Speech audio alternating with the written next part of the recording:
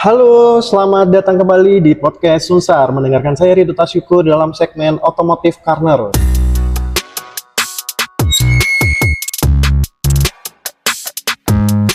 Dalam segmen ini saya tidak sendirian ya. Kapal wow saya sendirian dan cukup garing ya, karena pada saat itu narasumbernya sulit sekali untuk dihubungi, dan sekarang kita ucapkan selamat datang kepada Bapak Nano. Tepuk tangan meriah, yes. Terima kasih. Selamat datang Pak Nano, apa Terima kabar? kasih, baik Pak Ridho. Iya. Baik, kabarnya Pak Ridho di sana. Alhamdulillah saya juga baik, Pak. Alhamdulillah. Dan Mitsubishi Lovers di sana, semoga baik semuanya juga, kabarnya semakin sehat dan lancar usahanya. Nah, untuk segmen kali ini di Otomotif Corner kita bakalan bedah tuntas ya tentang fitur yang ada di Mitsubishi Fuso atau kendaraan niaga, bersama Bapak Nano ini yang nanti kita akan tanya profilnya bagaimana, kita akan tanya juga gimana sih caranya mendapatkan promo yang menarik dan mendapatkan unit yang sesuai dengan kebutuhan kita di bidang niaga. Jadi selamat pagi Pak Nano. Selamat pagi. Dan Pak Nano bisa perkenalan singkat nama dan asalnya Pak, dan sejak kapan di otomotif ini? Kalau Mas Ridho ngorek saya, mungkin pendengar-pendengar kita juga perlu tahu. Saya kecil besar di Surabaya. Jadi saya Lahirnya di Surabaya Pak ya? lahir, saya titip lahir aja Mas. Saya di NTB Mas. Oh, di Ya. NTB. Iya, dia di NTB, titip lahir aja, numpang lahir. Umur 5-6 tahun saya pindah ke Surabaya karena kan proses itu mengikuti orang tua ya. Masih kecil kan pasti ya kita ngikut orang tua gitu. Iya ya, betul. Oke. ke Surabaya. Ya, Oh, jadi Umur berapa Bapak itu waktu pindah Surabaya? umur 6 tahun, sekitar 6 tahun ya. 6 tahun. Ya, saya mau mulai masuk SD itu. Masuk sekolah SD itu pindah Surabaya. Iya, betul. Kemudian Pak Nano ini di tahun berapa Pak bergabung atau menggeluti dunia otomotif? Dunia otomotif saya sejak lulus kuliah itu saya sudah mulai mencoba untuk bergabung di otomotif, khususnya Mitsubishi. Jadi saya mulai berkecimpung di Mitsubishi itu mulai di tahun 2000 ya. Tahun 2000? Nah, 2000. Waduh, itu saya kayak masih SD itu Pak. Mungkin saya pernah lihat juga Mas Ridho waktu itu jalan-jalan di depan showroom. Showroom ya Pak ya? Benar. Ya, luar biasa. Tahun 2000 itu sudah 26 tahun yang lalu Pak. Betul. Luar biasa. Itu waktu itu mengawali karirnya di dealer mana Pak? Awal dealer saya mulai Sama ya, di ibaratnya Mitsubishi juga. Dari awal Mitsubishi? Mitsubishi juga. Jadi saya mulai di salah satu dealer sahabat juga di pesaing kita jadi mulai awal di situ. Awalnya saya belum berkecimpung di niaga Pak Ridho. Oh, dulu di Awalnya saya kendaraan penumpang. itu di tahun pertama itu awal saya mulai mengenal otomotif, jualan. Mungkin Mas Ridho waktu masih kecil tahu Mitsubishi Kuda ya. Jadi saya di divisi passenger car waktu itu. Oh, di divisi Passenger, kendaraan penumpang. penumpang, betul. Jadi saya jual kuda waktu itu, Mitsubishi Kuda waktu booming-boomingnya, karena baru launching juga di tahun-tahun itu. Nah, gimana Pak transisinya waktu dari kendaraan penumpang ke kendaraan niaga itu kan pasti tidak mudah nih Pak. Itu waktu itu apa yang bisa dibagikan ini untuk Mitsubishi Lovers? Jadi gini, pada saat itu mungkin momentum ya, tahun 2000 itu lagi gencar-gencarnya Mitsubishi Kuda launching. Jadi saya di kesempatan saya baru masuk, saya mulai belajar di situ mengenal apa namanya customer. Jadi saya mulai belajar menjadi seorang sales, saya mengikuti pameran, saya mulai belajar canvassing, saya mulai berkomunikasi, bertemu dengan narasumber yaitu konsumen. Di situ saya, kalau Mas Ridho menanyakan transisi, karena saya berkecimpung itu di passenger itu hampir 2-3 tahun ya, 3 tahun baru bisa saya berubah ke komersil. Jadi saya paling enggak saya sudah biasa menguasai konsumen. Jadi transisi itu hanya merubah produk knowledge aja gitu. Oh, gitu. Jadi 2 sampai 3 tahun ya, Pak? Iya, betul. Untuk tetap sama jualan produk otomotif, tapi Otomotif, betul. produk knowledge-nya aja yang gitu. Ya, berubah karena di passenger ke komersial. Itu di tahun berapa, Pak, masuk di Komersial itu di Niaga di tahun 2003 saya. 2003. Oh ya, benar-benar. Nah, gimana sih Pak caranya Pak Nano ini bisa menjual atau bisa menawarkan dan meyakinkan ini, Pak? Awalnya kan pasti saya bayangin menawarkan orang untuk membeli truk itu berarti konsumennya kan segmented, Pak. Tidak semua orang itu butuh truk ya, kecuali kalau kendaraan misalkan untuk kendaraan passenger car kan untuk kebutuhan keluarga itu umum. Nah, ini gimana Pak rahasianya bisa tetap jualan yang dari tahun 2003 itu sampai sekarang itu lancar, stabil? Gini Mas Rido, mungkin pendengar-pendengar juga mungkin ingin juga ngerti ya, maksudnya memahami. Jadi sebenarnya gini, kita untuk membedah konsumen, apakah dia mau beli atau enggak, khususnya di mobil komersial car, sebenarnya lebih mudah Mas Rido. Dalam artian mudah itu gini, bidang usaha perdagangan yang butuh distribusi itu pasti kebanyakan pasti punya mobil niaga. Iya. Karena dia butuh untuk pendistribusian produknya. Nah, dari situ kita harus bisa celah dengan cara sistem canvassing atau penawaran. Kita pasti canvassing penawaran masuk ke daerah-daerah industri maupun daerah pertokoan. Nah, disitulah banyak muncul calon-calon pembeli unit-unit yang dibutuhkan untuk mereka, kebutuhan mereka. Gitu. Jadi masuknya bukan ke semua orang ya. Segmented itu berarti masuk ke pergudangan, dari pertokoan yang sifatnya butuh kendaraan untuk distribusi khusus. Betul. Iya, Pak Nano. Yang saya dengar ini ya, saya juga masih awam Pak untuk Euro 4. Dulu itu mesin truk itu setahu saya simpel dan sekarang itu ada standar Euro 4 yang ramah lingkungan gitu. Ya. Itu bisa diceritakan sedikit Pak? Jadi gini, sebenarnya regulasi Euro 4 itu kan mengacu pada kebijakan atau peraturan dunia ya. Jadi menyangkut di WHO kesehatan. Euro 4 ini kan sistem mesin yang bisa menciptakan ramah lingkungan. Jadi standar Euro 4 itu digunakan di seluruh dunia. Mungkin saat ini sudah mulai ada Euro 5 juga, tapi di Indonesia masih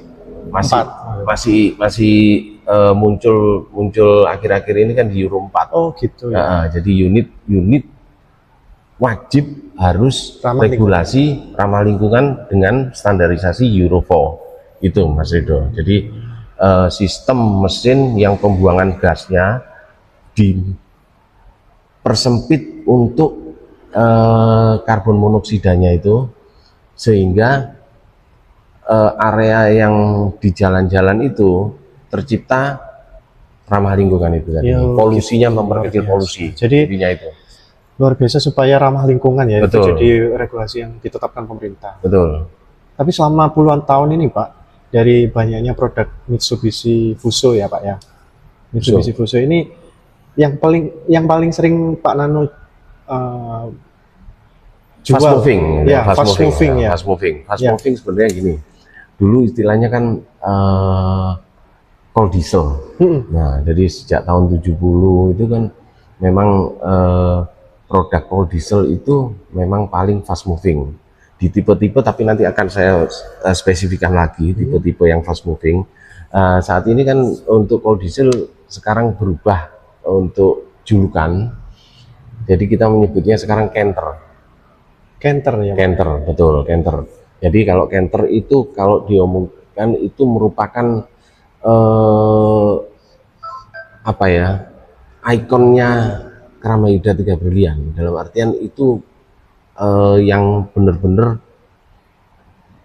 favoritnya. Jadi gitu. Penjualan Canter kita masih di apa namanya, market leader. Market leadernya itu betul. di Canter ya betul. Pak. Itu berarti yang sering konsumen minta atau yang konsumen ingin pelajari konsultasi tentang Canter ini, Betul. gitu ya Pak ya. Betul. Dan itu untuk Canter kita tipenya sampai puluhan loh. Kita Canter aja sekarang sudah di 16 tipe. Wih, Tuh. luar biasa, 16 Iya, tipe. betul. Pak Nano hafal semua itu Pak? Kalau diomongin hafal, yang pokok-pokoknya Biasa. pasti kita hafal. Hafal ya Pak? Ya, karena kan itu kan dibagi segmen ya. Jadi untuk FE yang 4 roda, 6 roda, terus dibedakan gitu. lagi Ya, ya, PS-nya karena menyangkut tonase. Ya, jadi di sini tingkat keberhasilan seorang sales itu wajib Pak Ridho untuk mengetahui dan menggali kebutuhan konsumen. Nah, di sini yang kita sebut bahwa sales itu harus seperti seorang konsultan yang bisa menggali konsumen kebutuhannya apa, unitnya dipakai di mana, karena tipe-tipe ini berpengaruh dengan kebutuhan konsumen. Gitu. Luar biasa Pak. Jadi itu beberapa yang dilakukan oleh Pak Nano supaya penjualan menjadi stabil. Betul. dengan menghafal 16 tipe itu tadi, akhirnya bisa membantu konsumen sesuai dengan kebutuhannya di bisnisnya masing-masing itu. Ada nggak Pak cerita dari konsumen Pak Nano ini yang sudah puluhan tahun menjadi langganan gitu, misalnya 1 atau 2 orang yang bisa dibagikan? Awalnya gimana ceritanya yang berkesan Pak? Kalau dibilang cerita Ya, banyak ya, banyak jadi ya. banyak ya. Jadi mulai cerita dia mengawali bisnisnya. Ini saya cerita sedikit tentang perjalanan konsumen saya luar pulau. Dia, saya punya konsumen ini posisi berada di daerah Sumbawa, di Dompu sana. Dompu, dia seorang distributor bahan pangan, bahan pokok pangan. Oh, itu Dia punya kenalnya toko. di mana Pak? Kalau kenal itu saat itu dia itu punya anak, itu masih sekolah SMA kalau nggak salah. Di Surabaya. Di Surabaya, di sekolah di Surabaya, dia dikoskan di daerah Rungkut, di perumahan daerah Rungkut sana. Nah, perkenalan saya waktu itu kalau zaman saya saat-saat di era tahun 2003 sampai 2010 itu masih gencar-gencarnya pameran juga ya. Iya. Mungkin masih pameran. Nah, itu saya berkenalan di situ.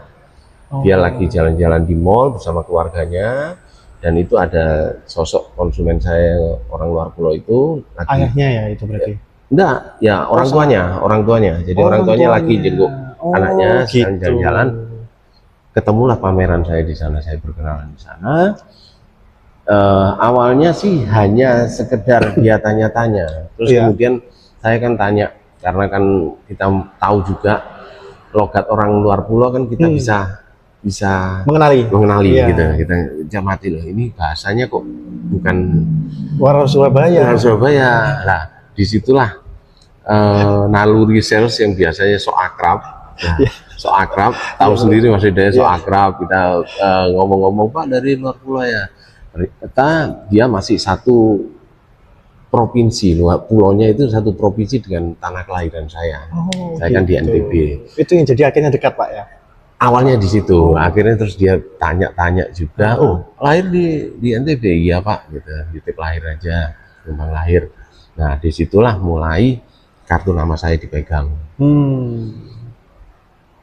Sehari 2 hari nggak ada kontak ya. Mungkin seminggu dia barusan setelah dia balik ke luar pulau, dia coba kontak saya, Pak Nano, saya Bapak yang ketemu di mall.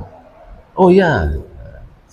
Ya, setelah itu akhirnya saya nyambung, kenapa Pak, mungkin saya bisa bantu. Nah, akhirnya dari situ saya gali kebutuhannya. Ternyata dia butuh, waktu itu kol diesel ya namanya, butuh kol diesel. Dia beli langsung 2 unit waktu itu. 2 unit, akhirnya deal sama saya. Dari situ mulai ada jalinan pembelian, sampai ada repeat order lagi.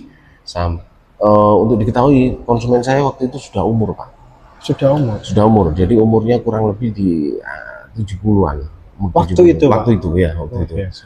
Jadi sampai akhirnya saya dikenalkan anaknya karena mungkin anaknya akhirnya yang teruskan bisnisnya. Iya, iya. Gitu Pak Ridho, sampai akhirnya di tahun 2012 mungkin ya. 2012. 2012 kurang lebih beliau meninggal dan saya dikabari sama anaknya meninggalnya pun di Surabaya. Saya datang ke takziah di sana ya Pak? Iya, takziah di sana.